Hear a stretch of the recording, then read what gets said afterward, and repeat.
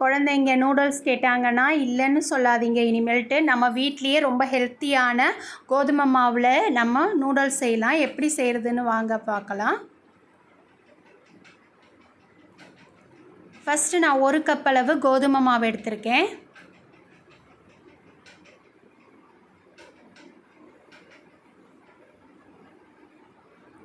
ஒரு spoon oil விட்டுக்கலாம். அரை ஸ்பூன் உப்பு போட்டுக்கலாம். ரெண்டுத்தையும் முதல்ல நல்லா மிக்ஸ் பண்ணி எடுத்துக்கோங்க.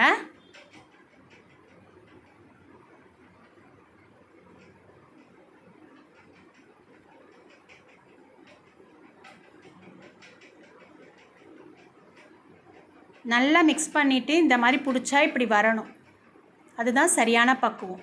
அரை கப் அளவு தண்ணி தேவைப்படும். நல்லா மிக்ஸ் பண்ணி எடுத்துக்கோங்க. நல்லா சாஃப்டாக மிக்ஸ் பண்ணி எடுத்துக்கோங்க. நல்லா கைகளால் ஒரு 5 நிமிஷத்துக்கு மிக்ஸ் பண்ணிக்கோங்க. பாருங்கள் எந்த அளவுக்கு சாஃப்டாக இருக்குன்னு. இது அப்படியே நம்ம ஒரு அரை மணி நேரம் ரெஸ்ட்டு கொடுத்துடலாம். இல்லை 1 மணி நேரம் கூட நம்ம ரெஸ்ட்டு கொடுக்கலாம். இது மேலே கொஞ்சம் ஆயில் அப்ளை பண்ணிவிட்டு மூடி வச்சுருங்க. இப்போ பாருங்கள் நான் 1 மணி நேரம் ஆச்சு. நல்லா சாஃப்டாக இருக்குது. கொஞ்சம் நேரம் நல்லா மிக்ஸ் பண்ணி கொடுத்துக்கிட்டேன்.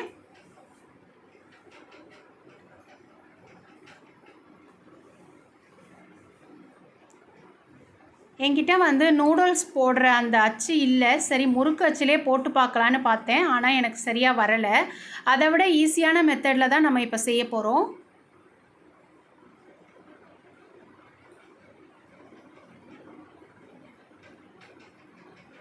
இப்போ பாருங்கள், நம்ம சப்பாத்தி மாவு பதத்துக்கு கொஞ்சம் கனமான பக்குவத்துக்கு நம்ம திரட்டி எடுத்துக்கலாம்.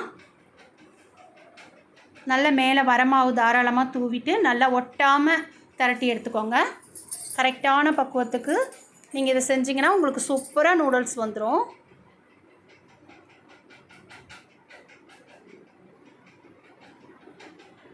இப்போ பாருங்கள் திக்காக கரெக்டான பக்குவத்துக்கு இருக்குது. பாருங்கள் அந்த நூடுல்ஸோட திக்னஸ்க்கு இருக்குது.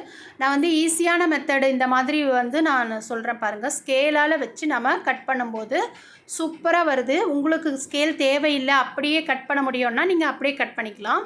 ஆனால் ஸ்கேல் போடும்போது நல்ல நீல நிறத்தில் நீல வாக்கில் கரெக்டான பக்குவத்தில் நமக்கு வரும். பாருங்கள் எவ்வளோ நல்லா வந்திருக்கு. சூப்பராக இதே மாதிரியே நம்ம எல்லாத்தையும் செஞ்சு எடுத்துகிட்டு வந்துடலாம். பாருங்கள் எவ்வளோ நல்ல நூடுல்ஸ் கட் ஆகாமல் நீளமாக வந்திருக்கு. இப்போ ஒரு பேனில் நம்ம தண்ணி ஊற்றிட்டு அதில் 1 ஸ்பூன் ஆயில் போட்டுக்கலாம்.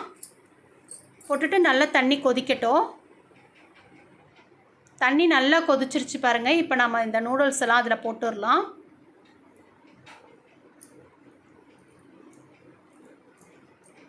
ஒரு 5 நிமிஷம் அப்படியே கொதிக்க விட்டுருங்க. 5 நிமிஷம் கழித்து பார்க்கலாம். இப்போ பாருங்கள் நல்லா வெந்துடும். நமக்கு 5 நிமிஷத்துலேயே நல்லா வெந்துடும் நூடுல்ஸு. இப்போ நம்ம ஃபஸ்ட்டு ஒரு வாட்டி வடிகட்டிட்டு அதுக்கப்புறமா சில் வாட்டரில் திரும்பவும் வடிகட்டிக்கலாம்.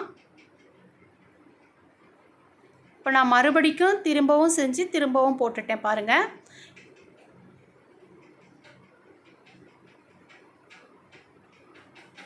இதை எடுத்துகிட்டு திரும்பவும் சில் வாட்டரில் போட்டு திரும்பவும் அதை நம்ம தண்ணி வடித்து எடுத்துருங்க.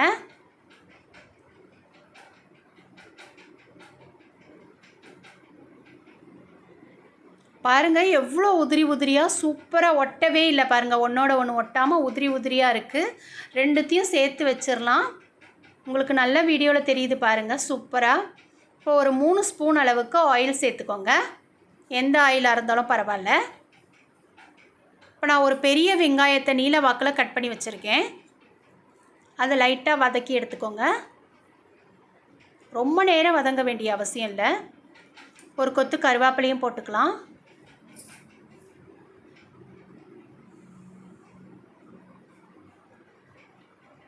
இப்போ பாருங்கள் எவ்வளோ சூப்பராக நீல வாக்கில் கேரட்டும் கேப்சிகமும் குடை மிளகாயும் நான் கட் பண்ணி வச்சுருக்கேன். அதையும் இதில் சேர்த்து வதக்கிக்கோங்க.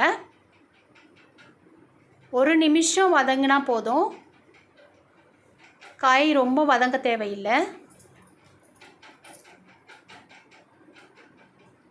அப்போ தான் நமக்கு சாப்பிடும்போது நல்லா க்ரன்ச்சியாக இருக்கும். அந்த காய்கறிகள்லாம் குழந்தைங்கள்லாம் விரும்பி சாப்பிடுவாங்க. அப்போ தான் ரொம்ப வேகக்கூடாது. இப்போ நான் 1 ஸ்பூன் சில்லி பவுடர் போட்டுக்கிறேன். கரம் மசாலா அரை ஸ்பூன் போட்டுக்கலாம்.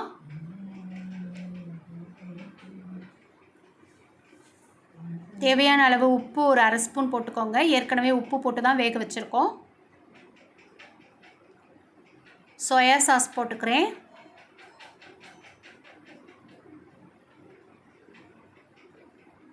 டொமேட்டோ சாஸ் 1 ஸ்பூன் போட்டுக்கலாம். இப்போ போட்டுட்டு நல்லா மிக்ஸ் பண்ணி கொடுத்துருங்க. இந்த டைமில் நீங்கள் உப்புலாம் சரியாக இருக்கான்னு பார்த்துக்கோங்க.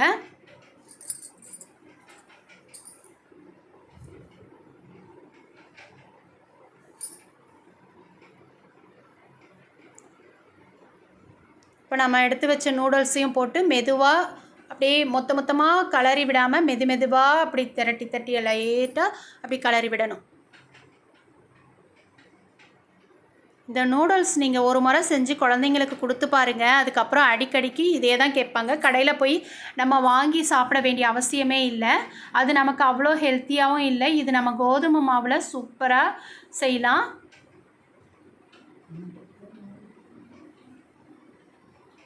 அவ்வளோதான், நல்லா மிக்ஸ் பண்ணி எடுத்துட்டோம். சூப்பராக நமக்கு ரெடி ஆயிடுச்சு பாருங்கள்.